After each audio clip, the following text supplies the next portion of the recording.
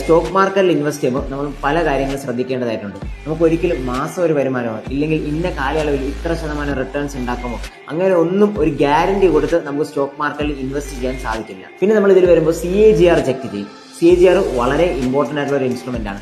CAGR നോക്കിയിട്ടാണ് നമ്മൾ പല ഇൻവെസ്റ്റ്മെന്റ് നടത്തുന്നത്. അതായത് CAGR 15% എന്ന് പറയുമ്പോൾ എല്ലാ വർഷവും 15% റിട്ടേൺസ് തരും എന്നല്ല. ചിലപ്പോൾ സ്റ്റോക്ക് മാർക്കറ്റ് ഈ വർഷം ഒരു 10% നഷ്ടത്തിലായിരിക്കാം, അടുത്ത വർഷം ഒരു റിട്ടേൺസും ഉണ്ടാക്കിയെന്ന് വരത്തില്ല, അതിന്റെ അടുത്ത വർഷം 5% ലാഭത്തിലായിരിക്കാം, അതിന്റെ അടുത്ത വർഷം ഒരു 30% അല്ലെങ്കിൽ 40% ഒരു വർഷം കൊണ്ട് മൂവ്മെന്റ് നടത്തും. ഇങ്ങനെയാണെങ്കിൽ ഓവറോൾ കണക്കെടുക്കുമ്പോൾ ഒരു 15% ആയിരിക്കും എല്ലാ വർഷവും റിട്ടേൺസ് തന്നത് എന്നുള്ള രീതിയിൽ വരും. അതിനെയാണ് നമ്മൾ CAGR 15% എന്ന് പറയുന്നത്. നമുക്ക് എല്ലാ വർഷവും കൃത്യമായിട്ടും ഇത്ര ശതമാനം റിട്ടേൺസ് എടുക്കാൻ പറ്റത്തില്ല.